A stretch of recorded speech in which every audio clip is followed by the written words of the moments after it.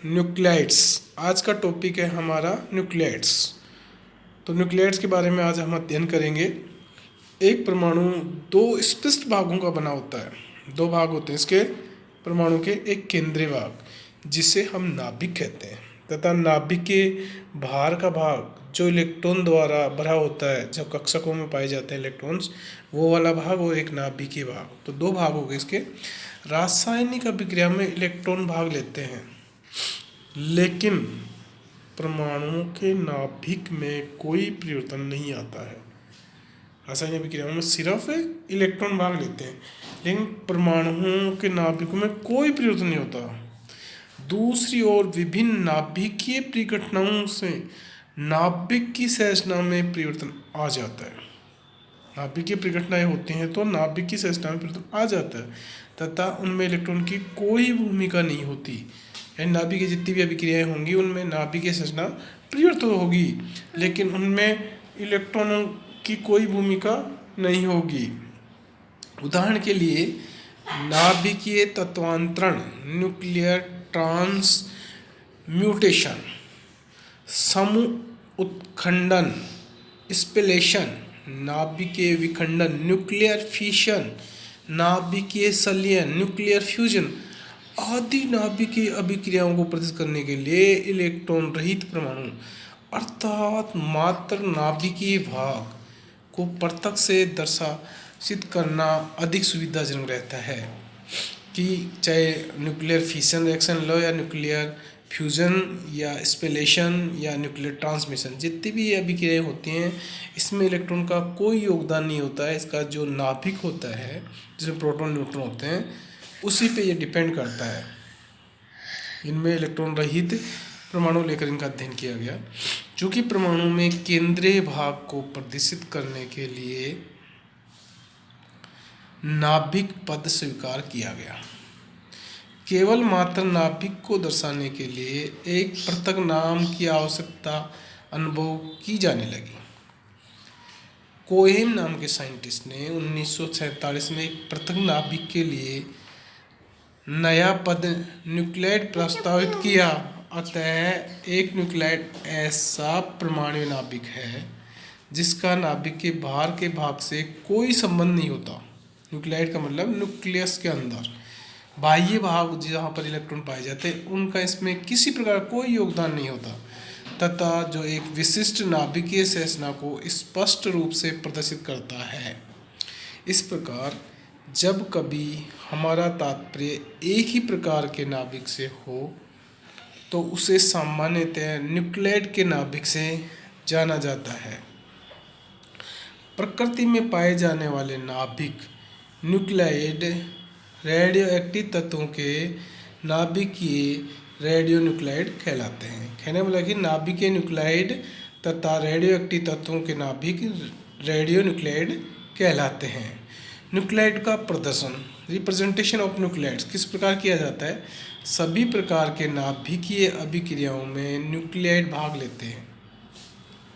अतः नाभिकीय अभिक्रियाओं को प्रदर्शित करने के लिए न्यूक्लियाइड को ऐसा प्रतीकों द्वारा प्रदर्शित करना आवश्यक है जो इनके संगठन अर्थात प्रोटॉनों एवं न्यूट्रॉनों की संख्या को प्रत्यक्ष अथवा अप्रत्यक्ष रूप से प्रदर्शित करें। किसी न्यूक्लियाइड के संगठन को प्रदर्शित करने के लिए परमाणु के संकेत के साथ दो संख्याएं लिखते हैं, जिसमें नीचे वाली संख्या न्यूक्लियाइड में प्रोटॉन की संख्या होती है, ऊपर वाली संख्या दोनों न्यूक्लियाइडों यानी न्यूट्रॉन प्रोटॉन की कुल संख्या को प्रदर्शित करता है, जिसे हम मास कहते हैं। यदि किसी तत्व X का परमाणु क्रमांक Z तो द्रव्यमान संख्या A है, उस न्यूक्लियाइड को X Z नीचे और ऊपर घात के रूप में A लिखेंगे, प्रतीक द्वारा प्रदर्शित करेंगे। उदाहरण के लिए फ्लोरीन है तो F नीचे 9 और ऊपर 19 सूत्र द्वारा प्रदर्शित करेंगे। इसका मतलब ये है कि इसका मास 19 है, इसका परमाणु क्रमांक Z जो है वो 9 है। अब इससे इसके न्यूट्रॉन की संख्या निकालेंगे, तो न्यूट्रॉन की संख्या निकालने के लिए इसके मास में से परमाणु क्रमांक इसका माइनस कर देंगे, प्रोटॉन की माइनस कर देंगे, तो 19 माइनस 9 होते ही यह हो जाएगा एक कम, यानी कि 10 हो जाएंगे। तो इसके अंदर न्यूट्रॉनों की संख्या 10 हो गई। इस प्रकार से हम देखते हैं तो न्यूट्रॉन की संख्या निकल जाती है। अब इसी प्रकार फॉस्फोरस है, फास्फोरस में Z15 होता है। तो के दो न्यूक्लियोटाइड जिनकी द्रव्यमान संख्या 31 और 32 है, इनको P31 और P32 द्वारा प्रदर्शित करते हैं। नीचे क्रमांक इनके 15-15 आएंगे, प्रत्येक को द्वारा प्रदर्शित किया जाता है। स्पष्ट है कि न्यूक्लियोटाइडों में न्यूट्रॉन की संख्या सीधे ही प्रतीक में न लिखकर अप्रत्यक्ष रूप से ज्ञात की जाती है, क्योंकि द्रव्यमान संख्या तथा परमाणु संख्या के अंतर में समानता होती है। n = a-z। न्यूट्रॉन की संख्या निकालने के लिए मास में से प्रोटॉन की संख्या को माइनस कर देते हैं या परमाणु क्रमांक को माइनस कर देते हैं।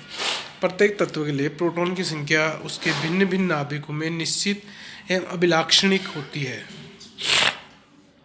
उदाहरण के लिए फास्फोरस के उपयुक्त न्यूक्लियोटाइडों में यह संख्या 15 है। बहुधा न्यूक्लियोटाइडों को तत्व के प्रत्येक में मात्र द्रव्यमान संख्या प्रदर्शित करके ही लिखा जाता है। इस प्रकार फास्फोरस के दोनों न्यूक्लियोटाइड को P31 और P32 भी लिखा जा सकता है। परमाणु द्रव्यमान मापक्रम।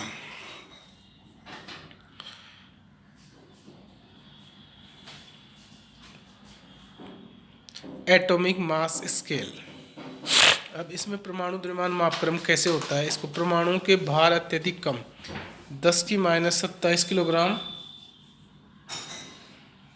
के क्रम के होने के कारण उन्हें किलोग्राम इकाई में प्रदर्शित करना बहुत ही असुविधाजनक हो जाता है।